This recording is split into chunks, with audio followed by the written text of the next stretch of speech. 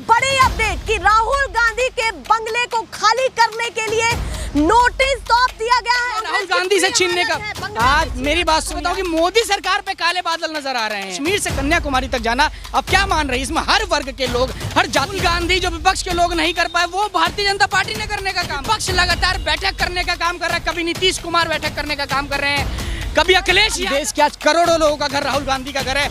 आज भी आप देखिए हर आदमी कह रहा है मेरा घर राहुल गांधी का घर। तो राहुल गांधी के तो सैकड़ों मकान है, करोड़ों मकान है भारत देश में।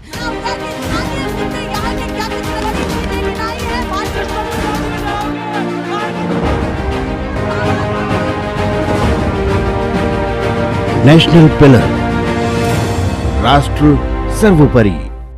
नमस्कार, बहुत स्वागत है आप सभी का। मैं आपके साथ मीरा राजपूत। आप देखना शुरू कर चुके हैं नेशनल पिलर। राहुल गांधी को लेकर के एक और नई अपडेट सामने आई है।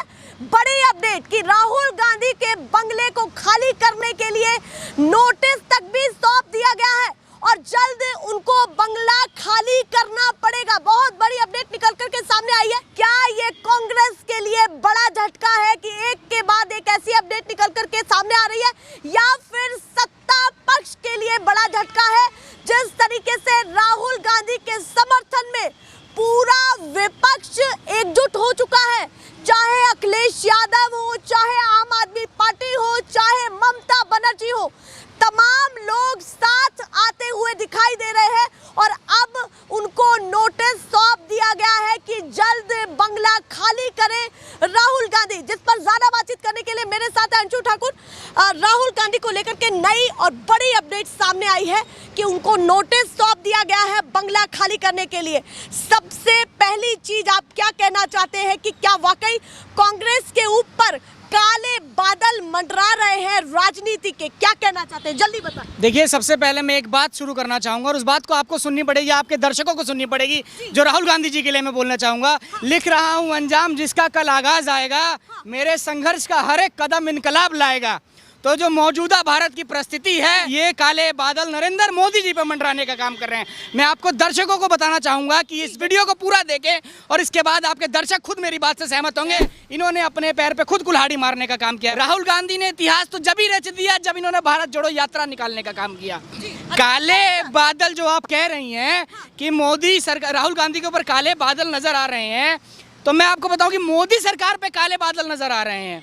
जिस दिन राहुल गांधी ने भारत जोड़ो यात्रा निकाली और यात्रा पूरी कर दी, तब से भारतीय जनता पार्टी वालों की हालत खराब है, सब की हालत खराब है। सदस्यता राहुल गांधी की गई है, 2 साल की सजा राहुल गांधी को हुई है। मोदी जी की क्या हालत खराब होगी, बीजेपी की क्या हालत खराब होगी? इससे फायदा भी राहुल गांधी को होगा। आप ये देखिए कि एक सदस्यता जाने से, 2 साल की सजा देने से, बंगला खाली करवाने के नोटिस से जब पूरा विपक्ष एकजुट हो गया, मैं तो ये कहना चाहूंगा कि नरेंद्र मोदी जी की चाल, भारतीय जनता पार्टी की चाल, जो इनके पार्टी में चाणक्य भी हैं बड़े सर वाले, उनकी भी चाल इनको पर उल्टी साबित हो गई। जो विपक्ष लगातार बैठक करने का काम कर रहा है, कभी नीतीश कुमार बैठक करने का काम कर रहे हैं, कभी अखिलेश यादव जी बैठक करने का काम कर रहे थे, जो विपक्ष को नहीं जोड़ पा रहे थे। सिर्फ एक 2 साल की सदस्यता, 2 साल की सजा ने, एक सदस्यता खारिज ने पूरे विपक्ष को कल दिल्ली में जोड़ने का काम कर दिया।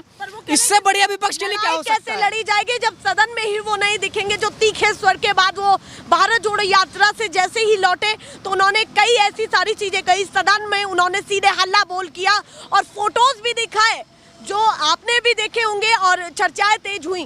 तो अब कैसे वो लड़ाई लड़ी जाएगी जब सदन में ही वो सदस्य नहीं रह पाए हैं, खत्म हो चुकी है उनकी सदस्यता? मैं आपकी जानकारी के लिए बता दूं कि जो लोकतंत्र की लड़ाई होती है वो सड़कों से लड़ी जाती है। जो आज संसद हमारा हो गया है, तो राहुल गांधी को पता है, भले आप सदस्यता किसी की छीन लो, लेकिन राहुल गांधी को पता है कि मैं सड़क से जनता के लिए लड़ने का काम करूंगा। और जनता के लिए वही लड़ता है जो जनता के साथ सड़कों पर संघर्ष करता है, जनता के लिए सड़कों पर संघर्ष करता है। तो राहुल गांधी को पता है। आप बिल्कुल कह रहे हैं कि भैया इन्होंने सोचा था कि ये कुछ भी कह देंगे और कुछ नहीं होगा, उस पर भी क्या कहना है कि तमाम मंत्री ये बोल रहे हैं कि राहुल गांधी शायद अपने ही गुरूर में थे कि हम कुछ भी बोल देंगे और कुछ नहीं होगा, उस पर भी क्या कहना है? देखिए, आप नाम भी किसका ले रहे हो, कौन व्यक्ति कहने का काम कर रहा है? ये अनुराग ठाकुर वही ना है जिन्होंने कहा था देश के डैश डैश को गोली मारो। ऐसे ऐसे बात कही थी इन्होंने, जो खुद गोली मारने की बात कर रहे हैं, जो मंच के सामने जहां जनता सर्वोपरि है उसके सामने आप जब गोली बंदूक की बात करें तो राहुल गांधी ने तो बस स्कैम पे सवाल पूछने का काम किया है। राहुल गांधी तो बस अडानी और मोदी जी के रिश्ते की बात कर रहे हैं कि भैया आपने पूरे समाज को घेरा, किसी एक को थोड़े कहा, ये कहा कि अक्सर मोदी चोर ही क्यों होते हैं। ऐसे बयान अगर बोले हैं तो फंसेंगे तो सीधे ही ना। देखिए, हमें कानून पे पूरा भरोसा है, कानून अपना काम करने का काम कर रहा है, लेकिन ये 2019 में बोला गया था ये बयान। मैं आपके चैनल के माध्यम से बोल रहा हूँ, मैं कह रहा हूँ कि नीरव मोदी चोर है, ललित मोदी चोर है, वो हमारे भारत का पैसा लेके भागा है, वो विदेश चला गया है, तो मैं भी कह रहा हूँ चोर है। लेकिन जो इन्होंने तत्परता अब दिखाई है, ऐसा ही यही जो इन्होंने केस करने का काम किया था, सूरत से जो मिनिस्टर हैं उन्होंने केस करने का काम किया, फिर उन्होंने स्टे ले लिया। लेकिन संसद में जिस दिन राहुल गांधी फोटो दिखाते हैं अडानी जी और नरेंद्र मोदी जी की, उसके बाद ही दोबारा केस क्यों चालू होता है? डरो मत ऐसे बयान उनके वायरल हुए, पर ऐसा लग रहा है कि अब कांग्रेस को ही डरना पड़ रहा है कि कभी बंगला खाली करवाया जाएगा और कभी सदस्यता रद्द हो रही है और कभी सजा हो रही है। राहुल गांधी का इंटरव्यू देखते होंगे आप, उन्हें देख के लगता है वो डर रहे हैं? वो बिल्कुल नहीं डर रहे। वो क्यों डरेगा भाई? उसने चोरी थोड़ी करी है, ना उसके किसी दोस्त ने चोरी करी है, ना वो भागा है, ना उसका कोई दोस्त भागा है। राहुल गांधी क्यों डरेंगे? मैं आपके जानकारी के लिए बता दूं कि बेशक राहुल गांधी से सरकारी बंगला छीन लेंगे, और ये सरकारी बंगला छीनेंगे जिसके खुद नाना ने अपनी संपत्ति 98% भारत सरकार को देने का काम किया। आनंद महल जैसा बंगला इन्होंने भारत सरकार को देने का काम किया, उससे बंगला छीनने का काम करेंगे। इससे साफ पता चलता है कि भारतीय जनता पार्टी ओछी राजनीति करने का काम कर रही है। इनका तो हाल रहा है, कभी इन्होंने चौधरी अजीत सिंह से बंगला छीनने का काम किया, आज ये राहुल गांधी से छीनने का, आज मेरी बात सुनिए, आज ये राहुल गांधी से बंगला छीनने का काम करें।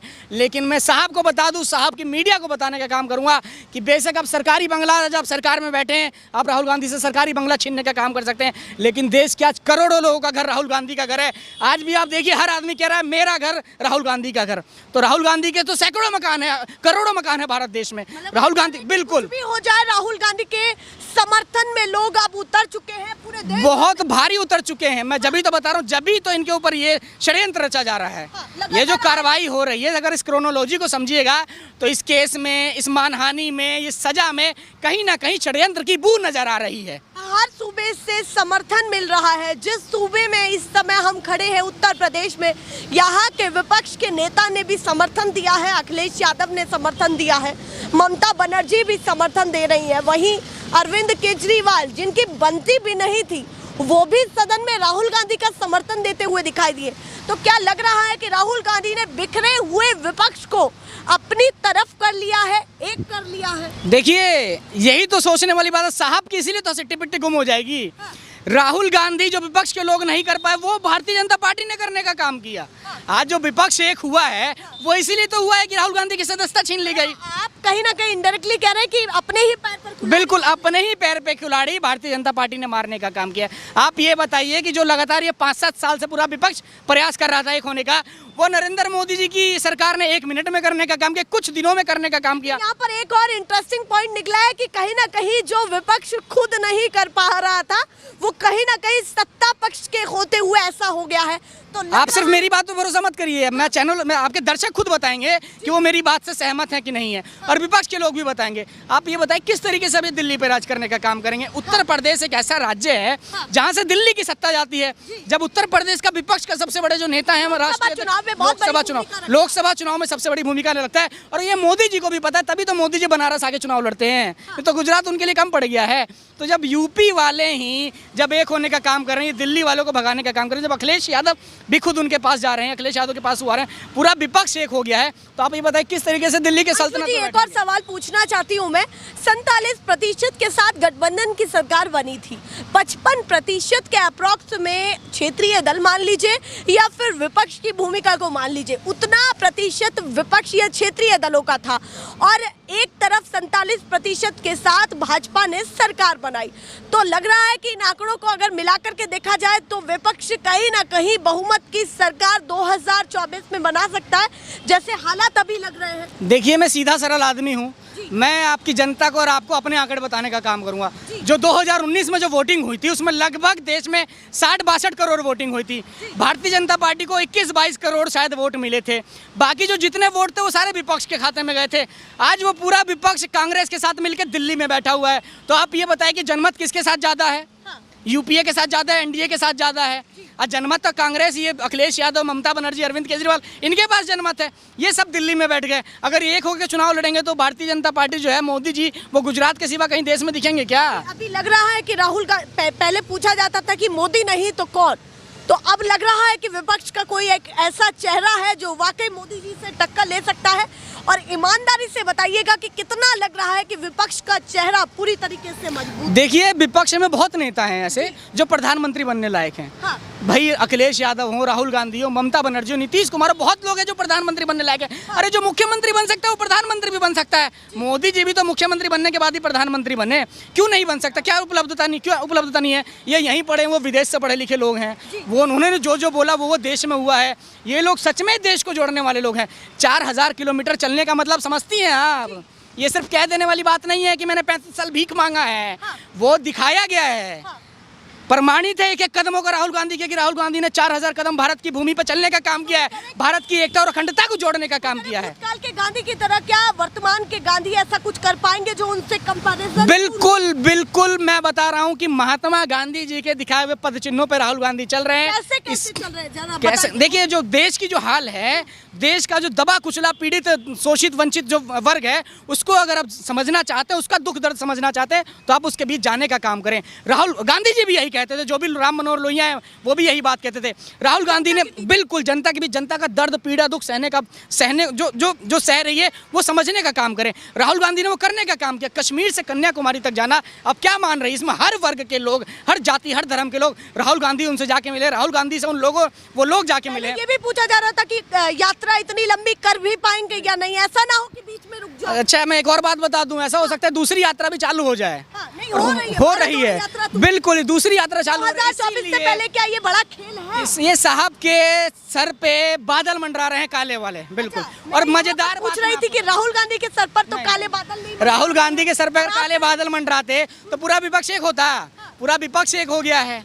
तो ये जो हमारे मोदी जी हैं, इनके सर पे काले बादल मंडरा रहे हैं। और सबसे बड़ी बात ये, जो साहब की मीडिया है, जिसने साहब की चमक दमक वाला चेहरा दिखा के साहब को नेता बनाने का काम किया है, अगर पिछले आप 7 दिन का रिकॉर्ड जानने का काम करेंगे तो साहब की मीडिया भी साहब को नहीं दिखा रही, राहुल गांधी को दिखाने का काम कर रही है। वो कह रहे थे कि भैया जेपीसी की मांग कर रहे हैं हम, वही सत्ता पक्ष ये कह रहा था कि राहुल गांधी माफी मांगे, और फिर उसके बाद सदस्यता भी गई। जेपीसी ही क्यों? वो तो कह रहे हैं कि कमेटी भी तो हमने तैयार कर दी है सुप्रीम कोर्ट के जजों की, उस पर विश्वास क्यों नहीं है आपको? भाई विपक्ष के नेताओं पे विश्वास क्यों नहीं है? सब आपकी बात माने। जेपीसी, भाई इससे पहले भी जेपीसी सरकारों में गठन हुआ है, पहली बार भारत में जेपीसी गठन नहीं हो रहा। मांग कर रहे खेल क्या लग रहा है? खेल ये रहे हैं कि सलिमता है। अगर ये जेपीसी की मांग हो, इसमें उचित जांच हो, तो सरकार के बड़े बड़े लोग नपने का काम करेंगे। हाँ। जी चलिए, बहुत धन्यवाद। देखिए, क्या यहाँ से बातें निकल रही हैं कि कहीं ना कहीं जो जेपीसी की मांग की जा रही थी, उसके बाद तीखे स्वर राहुल गांधी के दिखे,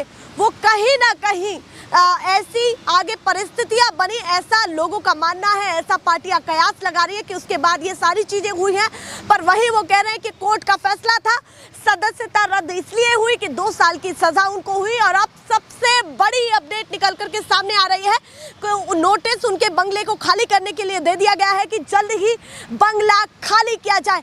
आगे क्या कांग्रेस के साथ होने वाला है, या फिर क्या कांग्रेस सत्ता पक्ष के साथ करने वाली है, नहीं पता। ऐसे ही मैं अपडेट दिखाती रहूंगी। फिलहाल के लिए नमस्कार।